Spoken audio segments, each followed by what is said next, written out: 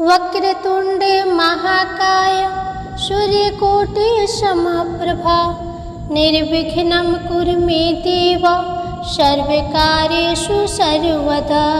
ओम श्री गणेशाय नमः। जय श्री कृष्णा, राधे राधे। हे प्रिय भक्तों, आज फाल्गुन मास के कृष्ण पक्ष की चतुर्थी तिथि है और आज सुख संपत्ति पुत्र देने वाले संकष्टी चतुर्थी का व्रत है। तो सबसे पहले आप सभी भक्तजनों को संकष्टी चतुर्थी व्रत की हार्दिक शुभकामनाएं। संकष्टी चतुर्थी व्रत को करने से तथा व्रत कथा को पढ़ने व सुनने से भक्तों की मनचाहे मुरादें पूरी होती है। यह व्रत रोग शोक व्याधियों का नाशक है, दरिद्रता दूर होती है।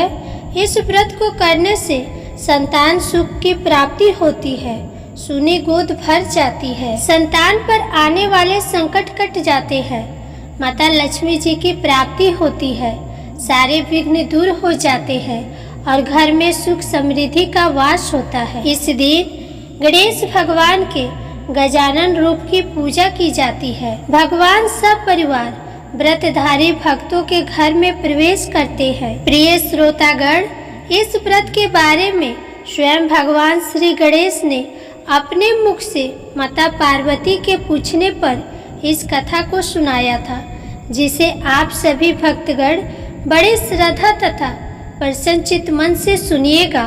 साथ ही वीडियो पसंद आए तो लाइक और सब्सक्राइब करके बेल आइकन को भी प्रेस कर दीजिएगा और कमेंट बॉक्स में जय श्री गणेशाय नमः जरूर लिखिएगा। तो आइए भगवान गणेश का ध्यान करते हुए संकष्टी चतुर्थी व्रत कथा का श्रवण करते हैं। एक बार माता पार्वती ने भगवान श्री गणेश से पूछा, हे गजानन, इस संसार में बहुत से मनुष्य दीनहीन गरीबी में जीवन यापन कर रहे हैं, वे रोगों से पीड़ित है। आप कोई ऐसे व्रत का विधान बताओ जिसको करने से मनुष्य रोग मुक्त, धनवान तथा स्त्रियां सुहागिन रहे, परिवार में प्रेम बना रहे। माता के ऐसे वचन को सुनकर श्री गणेश भगवान बोले, हे माते, सावन मास के कृष्ण पक्ष की चतुर्थी को गजानन नाम से श्री गणेश भगवान की पूजा करनी चाहिए। इस व्रत को करने से भिखारी भी धनवान हो जाते हैं। अर्जुन के पूछने पर एक बार श्री कृष्ण ने भी यही कथा सुनाई थी जो मैं आज सुनाता हूँ। सो हे जगत जननी माता अंबिका, इसे ध्यान से सुनो। प्राचीन काल में युवा नाशव नामक एक राजा थे। वे धर्मात्मा, उदार दाता, देवताओं एवं ब्राह्मणों का पूजक था। उस राजा के राज्य में विष्णु शर्मा नामक एक तपस्वी ब्राह्मण रहा करते थे। वे वेदांत एवं शास्त्रों के ज्ञाता थे। उनके 7 पुत्र थे जो सभी धन धान्य से संपन्न थे, परंतु पारस्परिक कलह के कारण सब अलग अलग होकर रहने लगे। विष्णु शर्मा प्रत्येक पुत्र के घर में क्रमशः एक एक दिन भोजन किया करते थे। बहुत दिन बीतने के बाद वे बूढ़े होकर कमजोर हो गए। वृद्धा अवस्था होने के कारण उनकी सभी बहुएं उनका अनादर करने लगी। सिर्फ एक बहू को छोड़कर वे तिरस्कृत होकर रोते रहते थे। एक समय की बात है कि विष्णु शर्मा श्री गणेश चतुर्थी व्रत रखकर अपनी बड़ी बहू के घर गए। उस ब्राह्मण ने कहा, हे बहू रानी, आज श्री गणेश का व्रत है, तुम पूजन की सामग्री जुटा दो। गणेश जी प्रसन्न होकर तुम्हें प्रचुर धन देंगे। अपने ससुर की बात सुनकर कर्कश स्वर में बोली, हे पिताजी, मुझे घर के कामों से कहीं फुर्सत नहीं मिलती, फिर उन झमेलों में पड़ने का कहाँ समय है। ससुर जी, आप हमेशा ही कोई न कोई नाटक रचते रहते हैं और आज गणेश जी का बहाना लेकर आप पहुँचे। मैं गणेश व्रत नहीं जानती हूँ और ना ही गणेश जी को ही, आप यहाँ से चले जाइए। इस प्रकार बड़ी बहू की झिझक सुनकर वे 5 बहुओं के पास बारी बारी से गए, परंतु सभी ने वैसे ही बात कही। सभी जगहों से अपमानित होकर वह कृषकाय ब्राह्मण बहुत ही दुखी हुआ। इसके बाद वह छोटी बहू के घर जाकर बैठ गया। बाकी के 6 बेटे तो धनवान थे, लेकिन छोटी बहू बहुत ही निर्धन थी। वह ब्राह्मण संकोच में पड़कर कहने लगा, अरे बहू रानी, अब मैं कहाँ जाऊँ? 6 बहुओं ने फटकार दिया, तुम्हारे यहाँ तो व्रत सामग्री एकत्रित करने का कोई साधन नहीं दिखाई दे रहा। मैं स्वयं बहुत ही वृद्ध हूँ। हे कल्याणी बहू, मैं बार बार सोचता हूँ कि इस व्रत में सिद्धि मिलेगी, सभी कष्ट का अंत होगा। अपने ससुर की बात सुनकर छोटी बहू कहने लगी। बहू ने कहा, हे पिताजी, आप इतने दुखी क्यों हो रहे हैं? आप अपनी इच्छा के अनुसार व्रत कीजिए। मैं भी आपके साथ संकटनाशक व्रत को करूंगी। इससे हमारे दुखों का निवारण होगा। इतना कहकर छोटी बहू घर के बाहर जाकर भिक्षा मांगकर ले आई और अपने ससुर के लिए अलग अलग लड्डू बनाए। चंदन, फूल, फल, दीप, अक्षत, नैवेद्य और तालु उसने सब अलग अलग करके ससुर के साथ पूजन किया। पूजन के बाद उसने ससुर को सम्मान पूर्वक भोजन कराया और भोजन के अभाव में स्वयं भी न खाकर निराहार रही। गणेश जी बोले, हे देवी, अर्धरात्रि के बाद उसके ससुर विष्णु शर्मा को उल्टी और दस्त होने लगी। छोटी बहू ने मलमूत्र से खराब हुए कपड़े को साफ करके अपने ससुर के शरीर को धोया और पोंछा। वह पूरी रात बिना कुछ खाए पिए जागती रही। व्रत के दौरान रात्रि में चंद्रोदय पर स्नान कर फिर से श्री गणेश जी का पूजन किया। विपरीत परिस्थिति में भी अपना धैर्य नहीं खोया। पूजा और ससुर की सेवा दोनों श्रद्धा भाव से करती रही। वह छोटी बहू शोक करने लगी कि मुझ अभागिन के कारण आपकी ऐसी दशा क्यों हुई? हे पिताजी, रात को अब मैं कहाँ जाऊँ? मुझे आप कोई उपाय बताएं। रात भर विलाप करने के कारण अनजाने में ही उसका जागरण भी हो गया और फिर सुबह होते ही छोटी बहू देखती है कि उसके घर में हीरा, मोती और मणियों का ढेर पड़ा है, जिससे उसका घर प्रकाशित हो रहा है। अब उसके ससुर का दस्त और उल्टी भी बंद हो चुका था। आश्चर्य में पड़कर वह अपने ससुर से पूछने लगी, यह क्या बात है? यह संपत्ति किसकी है और इतना सारा धन मेरे घर कहाँ से आ गए? हे पिताजी, क्या कोई हम लोगों को चोरी में फंसाने के उद्देश्य से तो घर में नहीं डाल गया? बहू की बात सुनकर ब्राह्मण कहने लगा, हे कल्याणी, यह सब तुम्हारी श्रद्धा का फल है। तुम्हारे भक्ति से गणेश जी तुम पर प्रसन्न हो गए हैं। इस व्रत के प्रभाव से ही गणेश जी ने तुम्हें इतनी संपत्ति दे दी है। बहू कहने लगी, हे पिताजी, आप धन्य हैं। आपकी कृपा से श्री गणेश जी प्रसन्न हुए हैं। मेरी दरिद्रता दूर हुई। घर में अतुल्य संपत्ति। इस प्रकार वह ससुर से बार बार कहने लगी। अब छोटी बहू के घर में अपार संपत्ति देखकर अन्य सभी बहुओं के क्रोध की सीमा न रही। उन्होंने कहा, हे बूढ़े, अपने संपूर्ण संचित धन को दे डाला। बहुओं के पारस्परिक कलह को देखकर विष्णु शर्मा डर कर कहने लगे कि इसमें मेरा कोई दोष नहीं है। केवल इस व्रत के प्रभाव से श्री गणेश जी प्रसन्न होकर छोटी बहू को दिए हैं। श्री गणेश जी ने कुबेर जैसी संपत्ति प्रदान की है। हे बहुओं, मैंने पहले तुम्हारे घर जाकर तुमसे अनुरोध किया था, परंतु तुम लोगों ने मुझे दुत्कार दिया। छोटी बहू ने भिक्षा मांगकर पूजन की सामग्री जुटाई। इसके करने से गणेश जी प्रसन्न होकर संपत्ति प्रदान किए हैं। श्री गणेश जी आगे कहते हैं, हे गिरि राजकुमारी, उस ब्राह्मण के 6 पुत्र दरिद्र, रोगी और दुखी हो गए।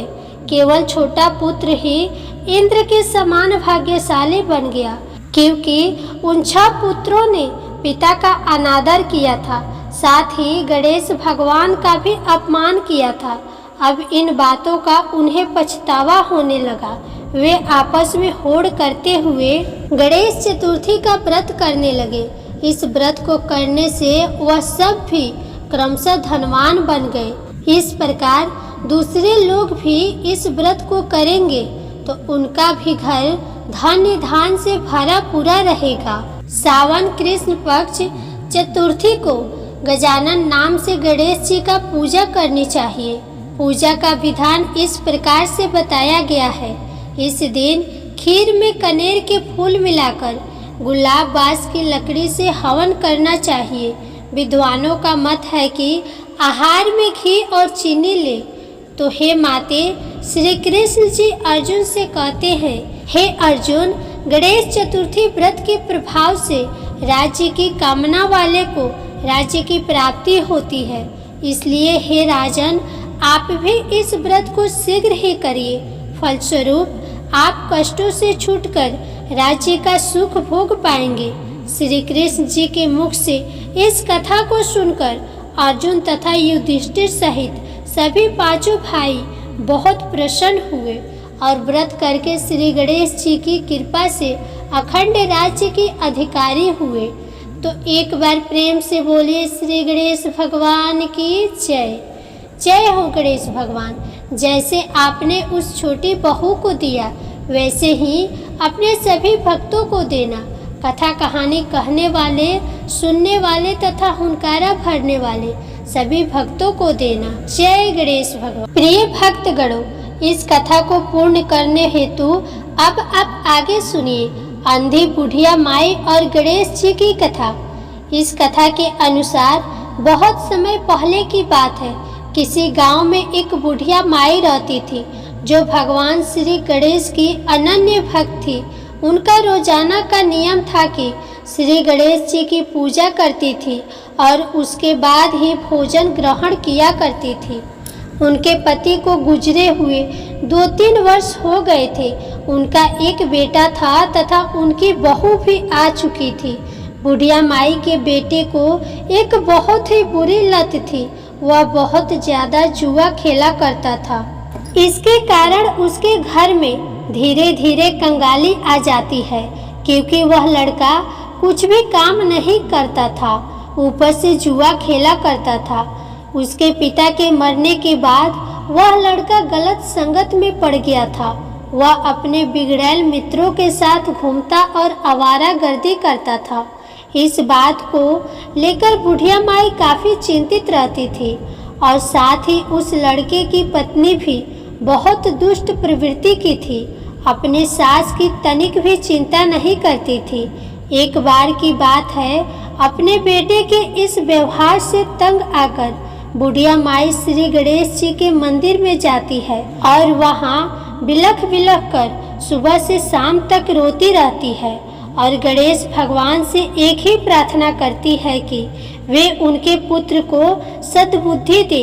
बुढ़िया माई के करुण पुकार को सुनकर गणेश भगवान को बहुत दया आई।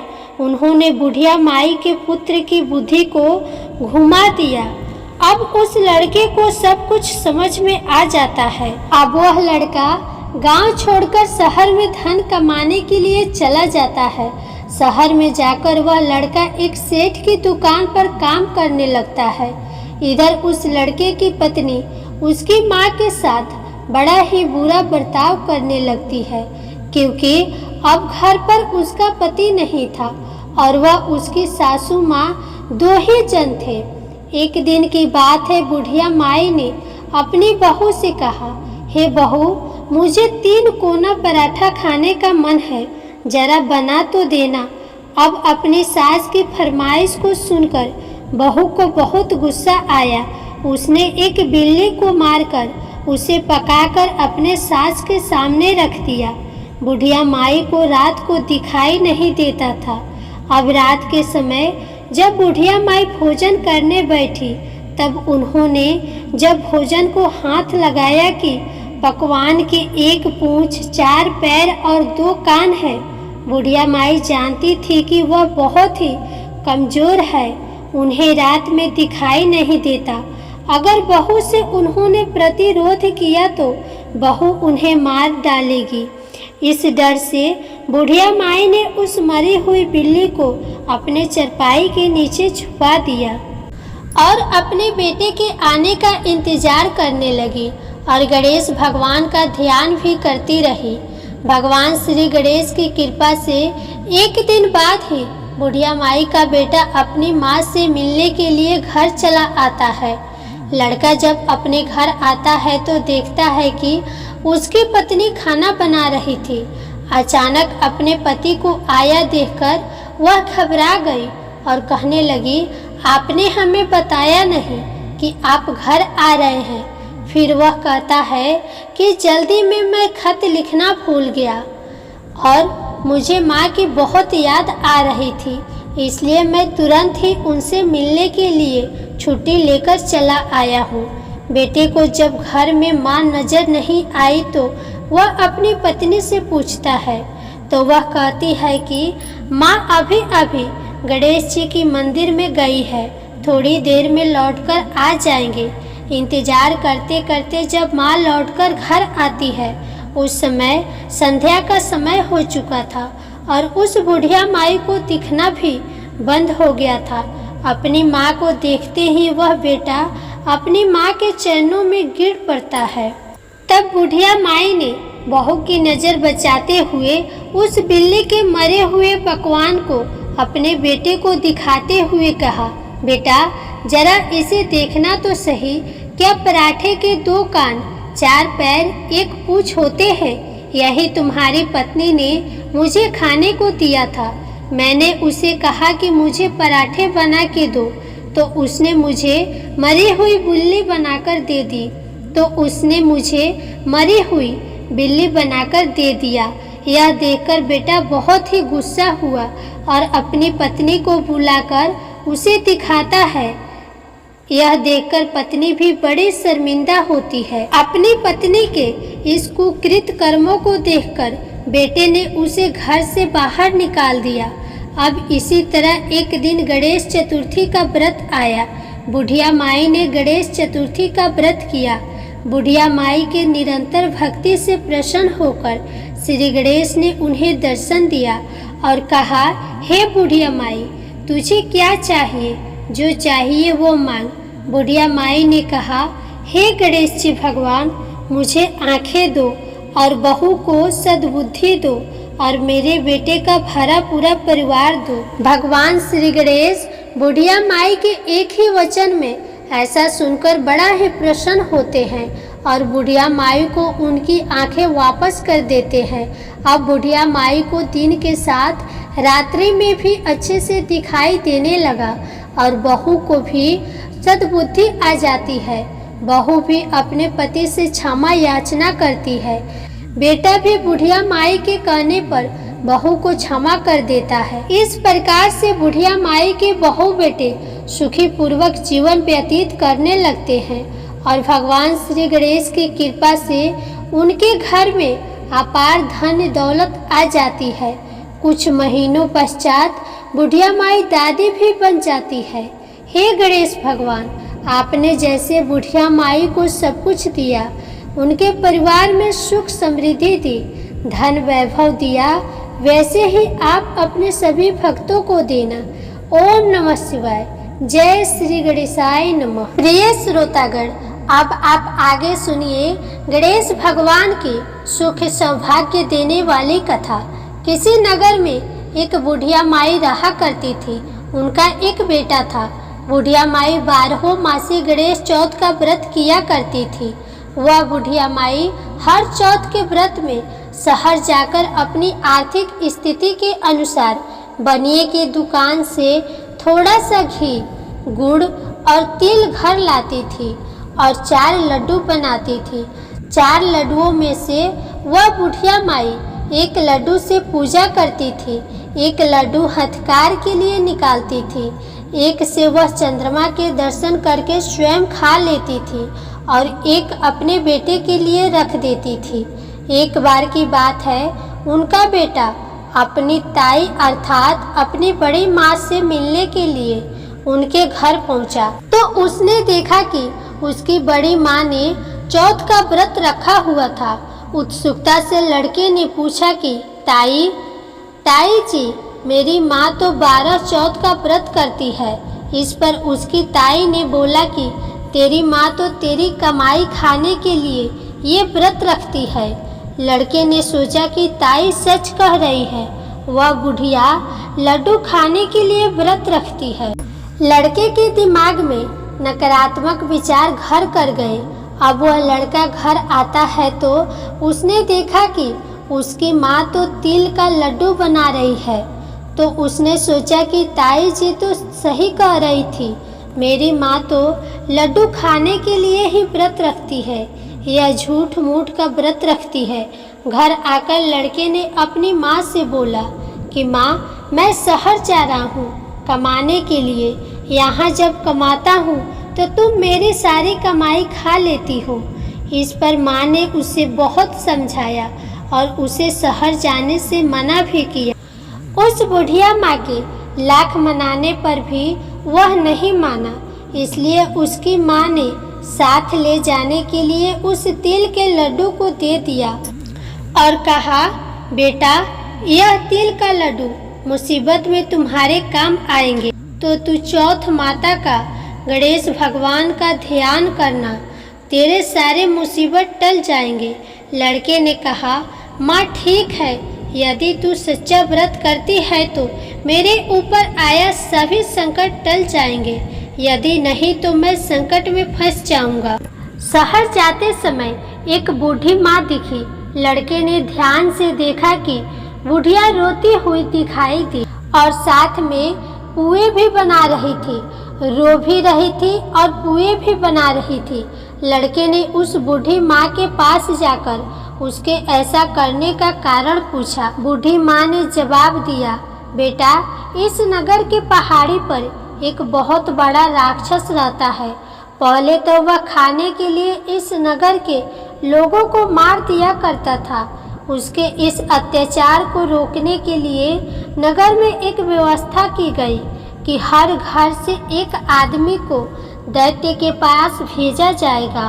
और आज मेरे बेटे की बारी है, इसलिए रो रही हूँ और उसी के लिए पुए बना रही हूँ। उस लड़के ने कहा, हे माँ, तुम यह खीर पुए मुझे खिला दो। तुम्हारे बेटे की जगह उस राक्षस के पास मैं चला जाऊंगा। बूढ़ी माँ ने लड़के की बात स्वीकार कर ली। लड़के ने खीर पुए बड़े चाव से खाए और खाकर आराम से सो गया। सोते सोते उसे शाम हो गई। शाम को बूढ़ी माँ के पास राजा के सैनिक आए और कहा कि कहाँ है तुम्हारा बेटा। बूढ़ी माँ ने लड़के से कहा, बेटा, राजा के सैनिक तुम्हें राक्षस के पास ले जाने के लिए आए हैं। वह लड़का खुशी से सैनिक के साथ दैत्य के पास चला गया। उस राक्षस के पास जाकर उसने देखा कि राक्षस तो बहुत भयानक है। अपनी जान बचाने के लिए इधर उधर भागने लगा और माँ माँ चिल्लाने लगा। इतने में ही उसे याद आया कि उसकी माँ ने उसे चौथ माता के तिल के लड्डू दिए थे और कहा था कि मुसीबत में यह तुम्हारे काम आएंगे। उस लड़के ने चौथ माता वाले तिल के लड्डू को निकाले और उस राक्षस के सामने रखकर कहने लगा, हे चौथ माता, हे गणेश भगवान, अगर मेरी माँ सच्चे दिल से मेरी सलामती के लिए व्रत रखती है तो राक्षस का सर कटकर जमीन पर गिर जाए। प्रिय भक्तगण, यह तो चौथ माता और गणेश भगवान का चमत्कार है कि उसका यह वचन कहते ही उस राक्षस का सर कटकर नीचे गिर गया। लड़का सही सलामत वापस आ गया। वापस आते देख उसे राजा ने अपने दरबार में बुलाया और बहुत से उपहार देकर उसे विदा किया। लड़का अपने रास्ते पर आगे बढ़ता चला गया। चलते चलते कुछ समय बाद वह दूसरे राज्य में पहुंचा। उस राज्य में एक प्रथा चलती थी कि बर्तनों के आवे को पकाने के लिए एक इंसान की बलि दी जाती थी। राज्य से आते देख सैनिकों ने उसे पकड़ लिया और आवे में चुनवा दिया और आवे को पकाने लगे। लड़के ने फिर से चौथ माता के तिल के लड्डू को निकाले और बोला, हे चौथ माता, हे गणेश भगवान, अगर मेरी माँ मेरे लिए बिना किसी स्वार्थ के व्रत रखती है तो आवा पकने पर मेरी मौत ना हो। लड़के के ये शब्द बोलते ही आवा पकने पर लड़के की मृत्यु नहीं हुई। जब आवे से बर्तन निकलने लगे तो आवे से मिट्टी के बर्तन के बजाय सोने और चांदी के बर्तन निकलने लगे और लड़के ने अंदर से कहा, बर्तन आराम से निकालना, कहीं मुझे लग न जाए। यह सुनकर बर्तन निकालने वाले आश्चर्यचकित हो गए और उसे आवे से बाहर निकालकर राजा के दरबार में ले गए। राजा भी आश्चर्यचकित था। राजा ने लड़के से पूछा, राजा ने लड़के से पूछा, अच्छा बताओ, आखिर तुम इस आवे से जिंदा कैसे बच गए? लड़के ने जवाब दिया कि मेरी माँ मेरे लिए चौथ के 12 महीने व्रत रखती है, इसलिए चौथ माता की कृपा से, गणेश भगवान के आशीर्वाद से मैं इस आवे से सही सलामत वापस निकल आया हूँ। अब देखिए, राजा को लड़के की बात पर यकीन नहीं हो रहा था, इसलिए राजा ने चांदी की सुराही मंगवाई और लड़के से कहा, अगर तुम सच बोल रहे हो तो सुराही की नली से निकल कर दिखाओ। प्रिय भक्तगणों, उस लड़के ने देखा कि एक भौरा सुराही के मुख से बाहर निकला है। लड़के ने चौथ माता का नाम लेकर आंखें बंद करके उस तिल के लड्डू को हाथ में लेकर के कहा, हे चौथ माता, हे गणेश भगवान, अगर मेरी माँ 12 महीने के व्रत रखती है, उसने सच्चे मन से गणेश चौथ तिल चौथ का व्रत किया है, तो मैं भौरा बनकर सुराही के मुंह से बाहर निकल आऊं। देखते ही देखते राजा की आंखों के सामने वो लड़का भौरा बन गया और सुराही के मुख से बाहर निकल आया। राजा ने यह चमत्कार देखा और आश्चर्यचकित हो गया और राजा बहुत खुश हुआ। राजा इतना खुश हुआ कि राजा ने अपनी पुत्री की शादी उस लड़के से कर दी। पूरे नगर में राजा ने प्रचार करवा दिया कि नगर की सारी महिलाएं चौथ माता का व्रत करना आरंभ कर दे। कुछ समय बीत जाने के बाद लड़के को अपनी माँ की याद आई कि मेरी माँ तो बिना किसी स्वार्थ के मेरी सलामती के लिए व्रत रखती थी और मैंने किसी अन्य के कहने पर अपनी माँ को गलत समझ लिया। चौथ माता के आशीर्वाद से, गणेश भगवान की अनुकंपा से अभी तक सही सलामत हो। इस कारण लड़के ने राजा से अपने नगर जाने की इच्छा प्रकट की। राजा ने उसकी बातें मान ली और बहुत दान दहेज और हाथी घोड़े देकर विदा किया। लड़के के कई दिन की यात्रा के बाद वह अपने घर पहुंचा। जिस दिन वह घर पहुंचा उस दिन चौथ का दिन था। लड़का उसी बनिए की दुकान में गया जहां उसकी माँ हर चौथ को आती थी। लड़के ने सोचा कि माँ इस दुकान से तिल और गुड़ और घी लेने जरूर आएगी। जैसे लड़के ने सोचा था ठीक वैसा ही हुआ। हाथ में लाठी लिए हुए उसकी माँ रास्ते में आती हुई दिखाई दी। उसकी माँ की उम्र बहुत अधिक होने के कारण उन्हें दिखना कम हो गया था। लड़का उसकी लाठी से पैर मारकर और जानबूझकर उसके पुत्र के बारे में अपशब्द कहने लगा। उसकी बूढ़ी माँ ने कहा, भले ही मुझे गाली दे दो पर मेरे पुत्र को कुछ मत कहना। माँ के यह शब्द सुनकर बेटा उनके पैरों में गिर पड़ा और कहने लगा, माँ, मैं तुम्हारा ही बेटा हूँ, मुझे माफ़ कर दो।